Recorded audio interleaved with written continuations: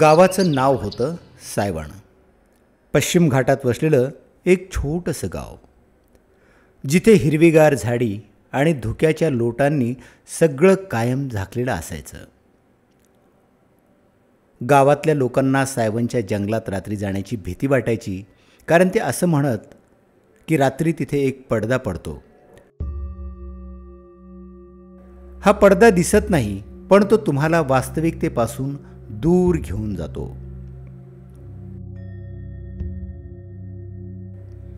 कोणीतरी म्हटलं होतं, जंगलात रात्री गेलात तर तुमची सावली सुद्धा तुमच्यापासून हरवते. या गावात राहायचा एक तरुण, नाव होतं विश्वास. विश्वास हा मुंबईहून नुकताच गावात परतला होता. तो एक पत्रकार होता आणि त्याला सायवनच्या जंगलातल्या रहस्यमय गोष्टींविषयी उत्सुकता लागलेली होती.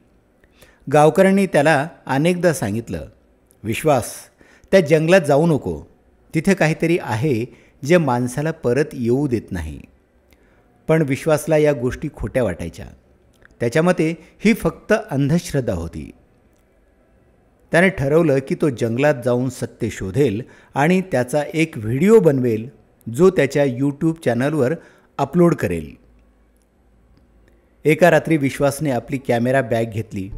त्यात टॉर्च, पाण्याची बाटली आणि एक छोटी डायरी ठेवली.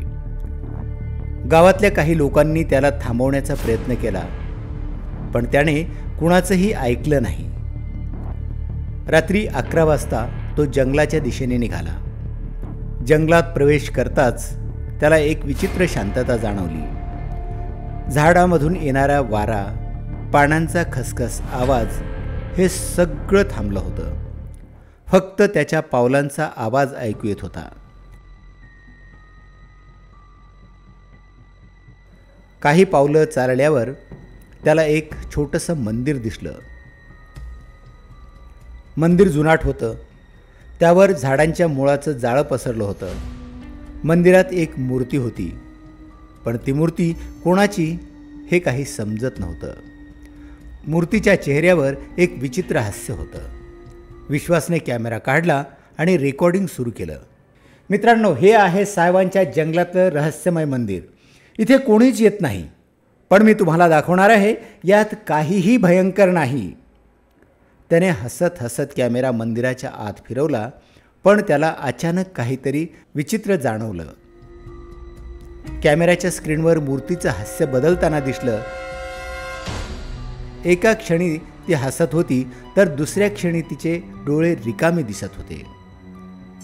विश्वासने स्वतःला सावरलं आणि पुढे चालायला सुरुवात केली. काही अंतर चालल्यावर त्याला एक आवाज ऐकू आला. हळूच पण स्पष्ट. कुणीतरी त्याचं नाव पुटपुटत होतं, विश्वास, विश्वास. त्याने मागे वळून पाहिलं, पण तिथं कुणीच नव्हतं. त्याने टॉर्च फिरवला. त्या उजेडात फक्त झाडं आणि धुकं दिसलं. त्याचं हृदय जोरजोरात धडधडू लागलं. नाही, हा माझा फक्त भ्रम आहे, असं तो स्वतःशीच पुटपुटला आणि पुढे चालू लागला. पण ते रहस्य खूप खोल होतं, जे अजून त्याला उमगायचं होतं.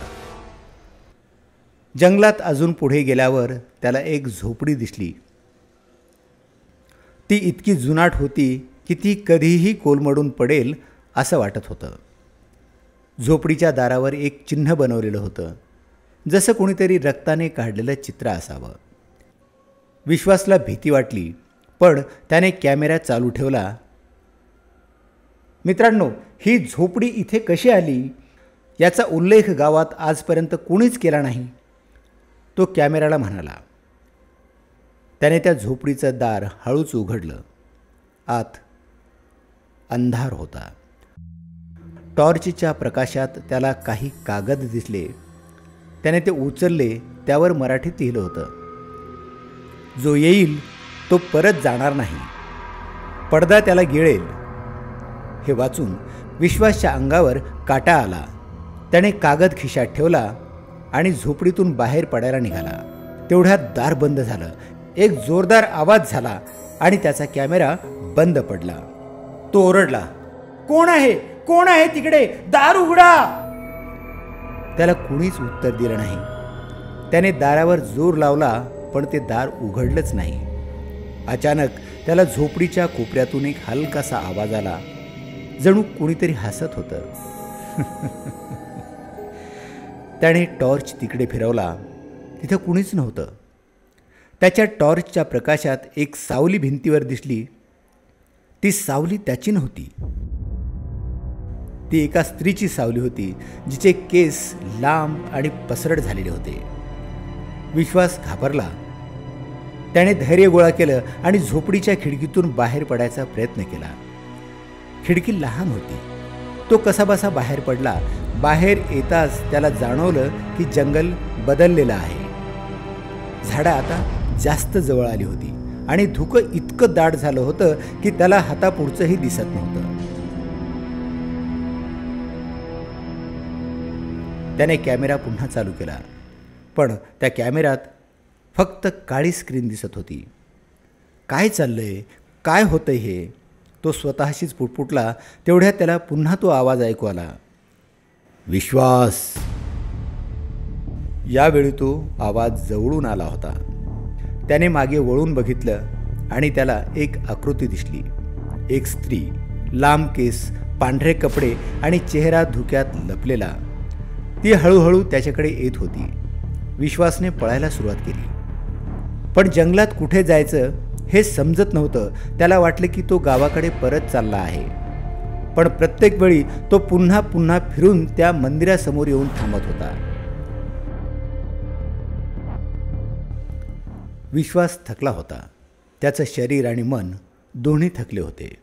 तो मंदिराच्या पायऱ्यांवर बसला आणि डायरी काढली.